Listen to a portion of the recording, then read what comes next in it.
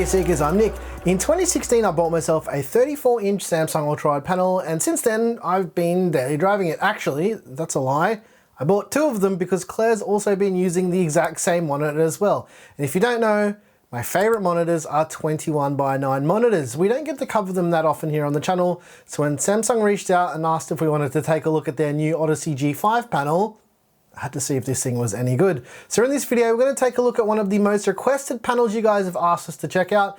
It's Samsung's 34-inch ultra-wide curved panel, the Samsung G5 Odyssey LC34G55 TWW EXXY is the monitor name so long.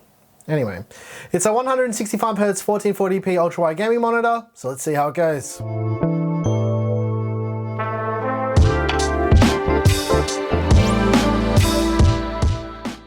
I've been using this monitor for just over a week to play games on in this gaming setup here, and I've given it a decent run to see if it's any good for gaming. The Samsung G5 Odyssey features a 34-inch 21:9 VA panel with a resolution of 3440 by 1440 with a peak brightness of around 250 nits. It also features a 165Hz refresh rate. It's a curved VA display with a 1000R curve and a response time of 1 millisecond, and it's just about the most extreme curve that I've ever experienced on a panel right out of the gate, and it just feels super immersive.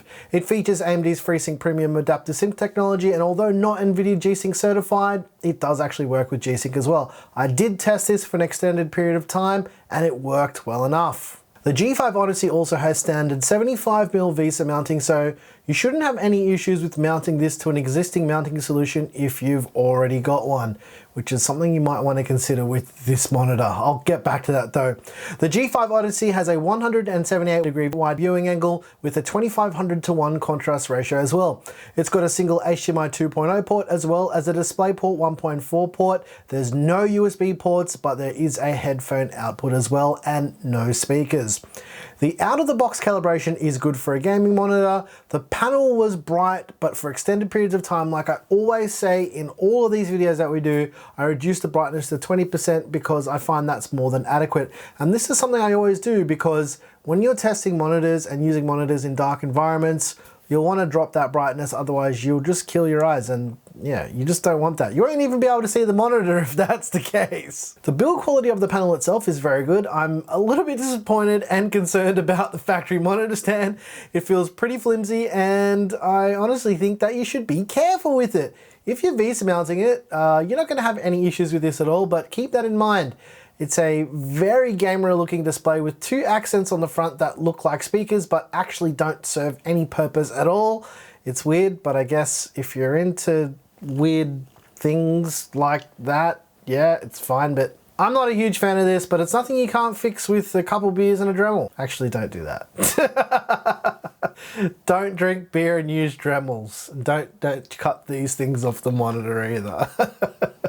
It's got a zero bezel design with a matte screen surface, and the stand has no adjustment at all. And if it did, I couldn't figure out how to adjust it. That's a joke. There is no adjustment. The G5 Odyssey has a little nub-style joystick built onto the bottom chin of the screen for the menu system, and everything is really easy to use and everything is very easy to understand. Samsung's always been decent at menu layouts, so the G5 Odyssey is no exception here. This panel is HDR10 certified, but at only 250 nits of peak brightness, it doesn't feel bright enough for anything to do with HDR.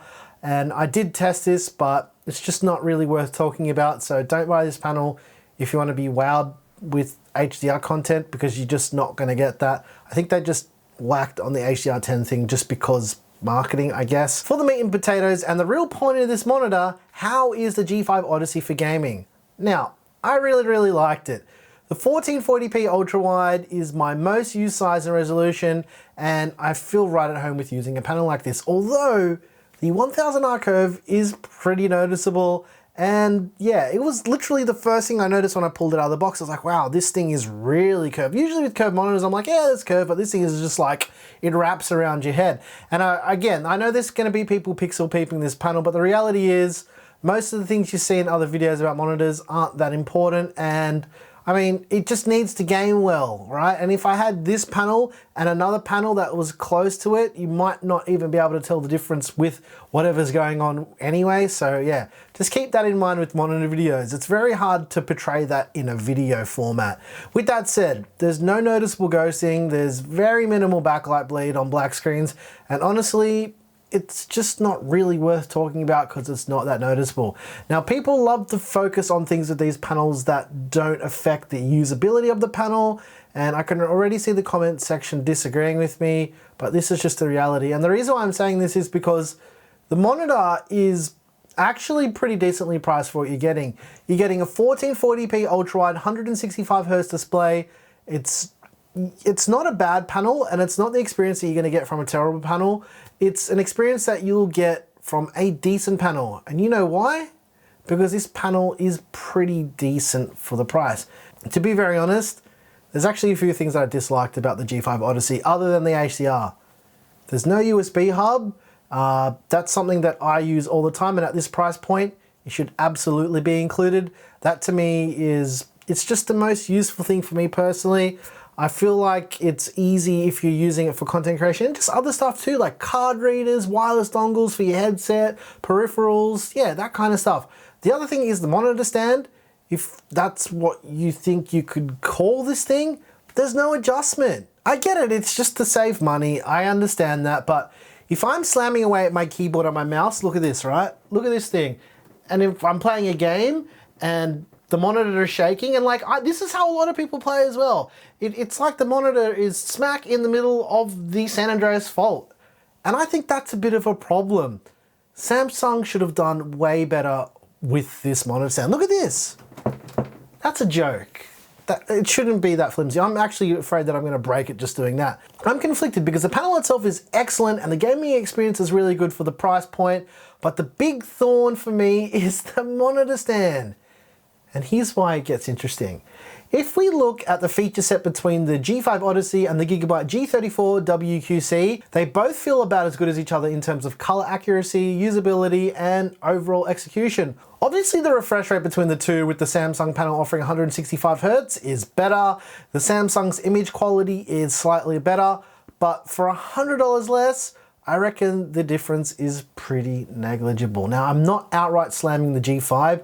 I reckon it's a step in the right direction for Samsung, but I think it's about $50 to $100 too expensive for what it is. And it's not just me saying this.